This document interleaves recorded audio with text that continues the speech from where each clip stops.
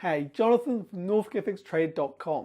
In today's video, you're going to learn how to determine the trend in the market. More so, you're going to learn how to determine that trend with using a supply and demand approach.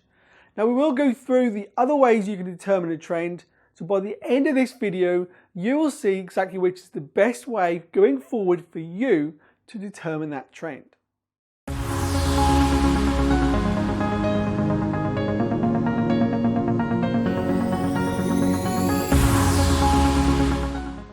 So let's get straight into understanding the different types of trends. Now, when determining a trend in the market, we have many different ways we can determine a trend. Many people use an MA for the trend. They'll look for price to be above. So if we have an MA going up, if price is trading above that MA, they will look at the market being in an uptrend. Now, the alternative is if you have an MA going to the downside and price is trading below that MA, you would look at it as being in a downtrend. Now, that's the most typical way a lot of traders out there will determine a trend with the use of an EMA or an SMA in the markets. That's one approach. So we have the MA approach. What's another approach to look for a trend in the market? Another way to look is that higher low, higher high sequence. Now, we went through that in a previous video, and if you haven't seen that video about using the higher high, higher low sequence in the market with supply and demand, I will leave a link above now. Now, the higher high, higher low sequence is basically as the market makes those higher lows and those higher highs, we are determining that we are in a uptrend. We're in the uptrending market. So this is where you see that uptrending forming. Again, this is another way that many traders will determine that trend. And there's nothing wrong with using that with taking a trade or looking for a trade with the trend in the market. So we have a separate way is looking for those higher highs and higher lows when looking for an uptrend. Again, this is a different technique. So we have two ways you can look for using different techniques to find the trends. So another technique many people use is trend lines. Now, when I say by trend lines, if we have the market making this type of pattern with the higher high, higher low, many people will link a trend line to those points where we're having those higher highs. This is in an uptrend sequence again. If it's in a downtrend, we'll be linking those lower highs. Now, that's a third way. So we now have a trend line that you could use to link up to find that trend in the market. So what is the fourth way? Well, the fourth way is going to be a supply and demand approach. So you have these four different techniques of finding and determining a trend.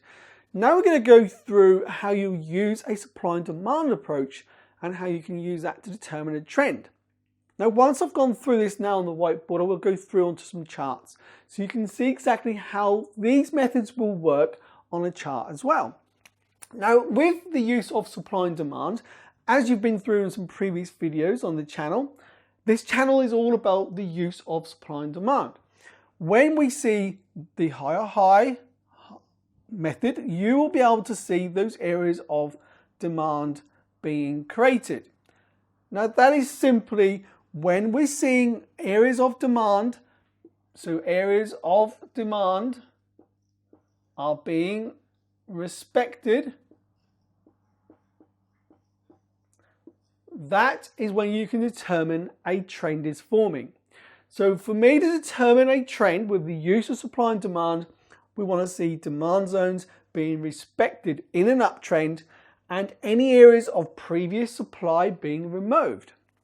So a typical way to find a reversal of a trend with the use of supply and demand, if we have the market coming to the downside, this is our last area of supply. You want to see the market removing this area of supply where it creates a new area of demand, then comes back and it respects that area of demand. This is the crucial point. Once you then see the market breaking up, creating a new area of demand, then we can see that demand zones are being respected, supply zones are being removed, even previous supply zones here have been removed, then that's when we can see that trend is forming to the upside. Now the opposite is true for a downtrending market. That is the simple way to look to determine a trend with the use of these different techniques. Now it's up to you as a trader to determine which one is more suitable for you. Personally, the use of a supply and demand technique for me is the best way forward. So what we're going to do now, we're going to go over to the chart and we're going to apply the exactly same techniques onto a price chart, because most times you're going to find looking at a price chart with this on a chart will be much more clear for you to understand the process, and which you will be able to walk away from the end of this video knowing exactly which is the best way for you to determine the trend. Now I'm hoping that's going to be with the supply and demand approach I'm going to share with you on the charts in a moment. So let's now head over to those price charts and go through how to determine those trends in the market. So the 4 different ways we went through a moment ago was the use of the EMA or SMA on the chart, the use of the higher high, higher low, and the use of the trend line, and of course what you're going to learn now is the use of supply and demand zones. Now briefly I'm going to cover the use of the other 3 so you can see exactly how you can use those to determine a trend, make your own decision if that's where you'd like to use it, and then we'll cover the way I use supply and demand to find those trends in the market. So when using an EMA or SMA, you just apply that EMA or SMA to your chart. Let's apply 100 EMA. And the simple way that we use this is once price is above this EMA, you'll be in an uptrend. And if you're below it, you'll be in a downtrend. It's as simple as that. And then traders will look for the pullbacks to take the buys with that uptrending market. Okay, so it's a very simple way to look to trade it. It's not the best way to look to trade it because you're not really getting a true read of the market. And you'll see later on what I mean by that. So we go back in time. You can see here's an area where we see the market's below that EMA and we're seeing it trends to the downside. We have a pullback and then we continue to fall. So again, that's how you would read using the EMA.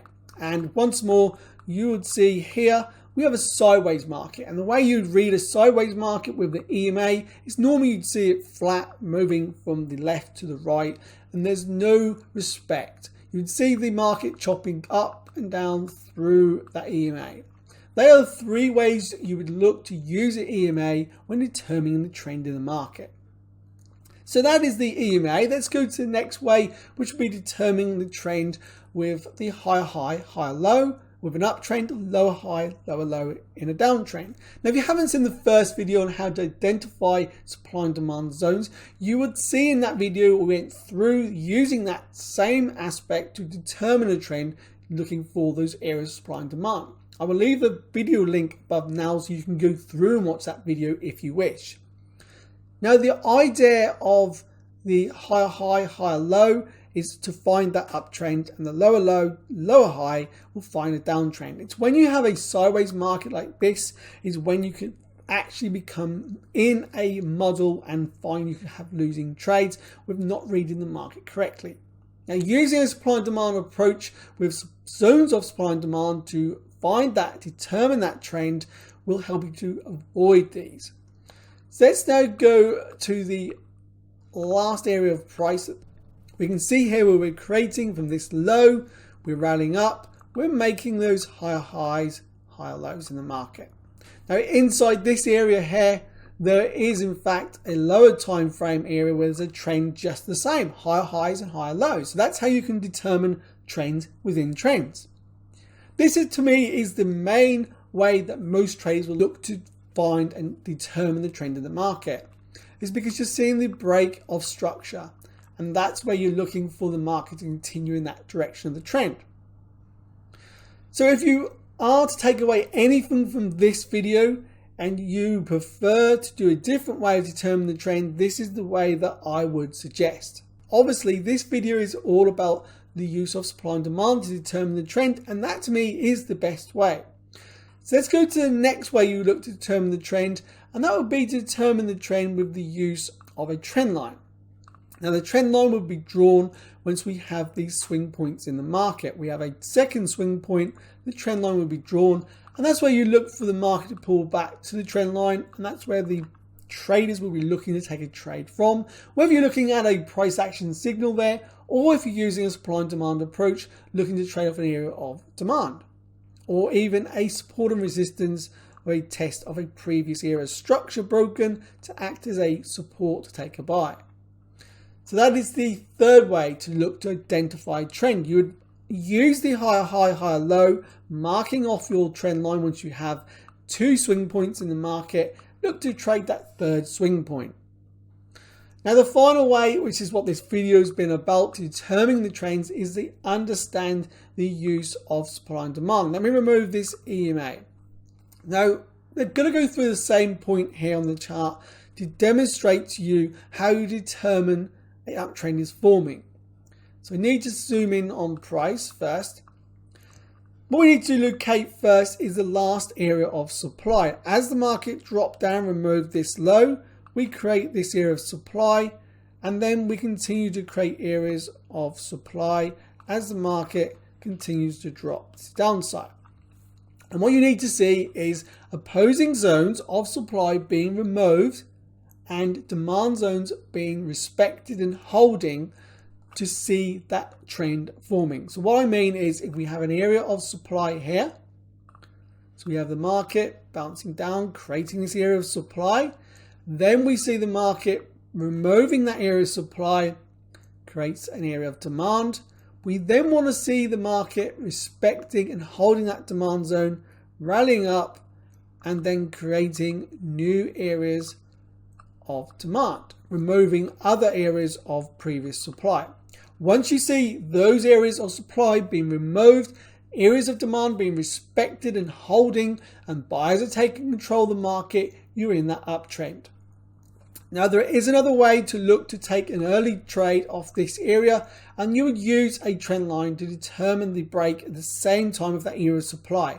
That's an earlier entry you can look to take. Otherwise, you'll be looking to take a trade off the next area of demand, and you'll be looking for the market to come back into this demand zone for a buy. That is how you would determine an uptrend with the use of the supply and demand. So looking at this area on the chart, what we'll be looking for is, once this area of supply has been removed and this area was removed with this spike to the upside, that's going to create, I'm just going to remove it off the chart first, that's going to create a new area of demand. It's the removal of the trend line and an area of supply confirms this area of demand, and then you would look for a pullback here for a buy.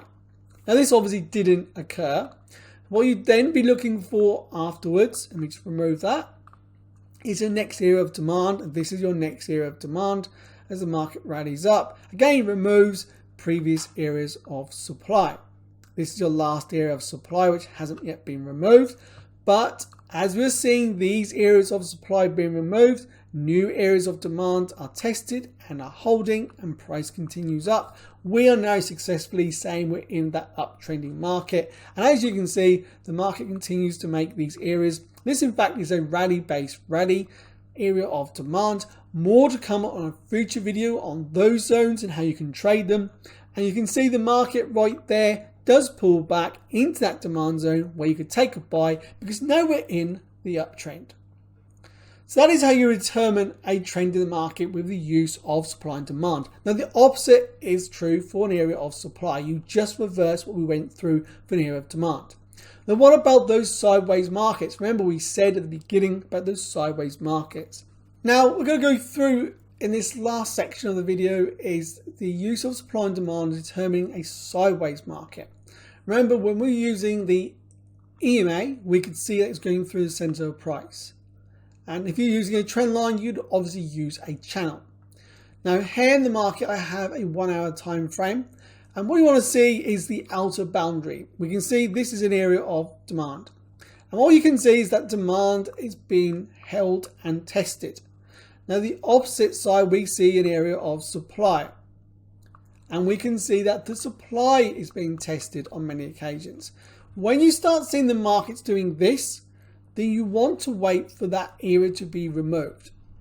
Now it does break through, and then we see the rally straight back up. Now more to come on a different video to understand how you would look to trade this. This is the manipulation in the market, which is what I call the false breakout. Now on a future video, I will teach you exactly how you can trade this false breakout. But this is to understand determining those trends. Once you've seen this reversal in the market and you see smaller areas of supply being removed, areas of demand are being tested, respected, you can see the reversal of the trend and up the market goes. But while it's trapped between these zones is when you can see it's in a sideways market and you want to see this false breakout. That's why this pattern is going to be an important pattern when trading with supply and demand, especially when you're seeing and identifying a trend which is sideways.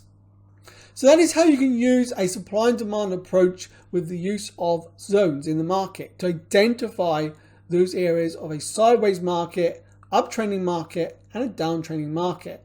Just remember, if you're ever going to look to use this to determine trend, you want to see for an uptrend the removal of supply zones and new areas of demand being tested and are holding. And then you'll be able to see an uptrend forming. Now for the downtrend, you want to see areas of demand being removed and new areas of supply being formed and are holding. That's going to form a new area of a downtrend. If you remember this and understand that's the way we determine the trends with the use of supply and demand, you are going to find that you can start reading those markets much better. So that brings us to the end of this video on how to determine a trend in the market and exactly how you can use this supply and demand approach to determine a trend with how I've just shared with you in this video. Now I hope this content is going to help you to determine those trends in your future trading, and it's going to help you to finally understand the way those markets move. Now if you've enjoyed this content today, then why not look to like this video and subscribe to my channel if you're not already subscribed. That's going to help me to make and produce more great content for you. And make sure you watch the next videos coming up in a moment, because that's going to be all about the use of a line chart to actually look to use supply and demand with a line chart. Now that's going to be going down the same route as we've just been through, understanding the use of determining a trend. So make sure you watch the next video. It's going to help you to find a different aspect of the use of supply and demand and also of seeing those trends in the market.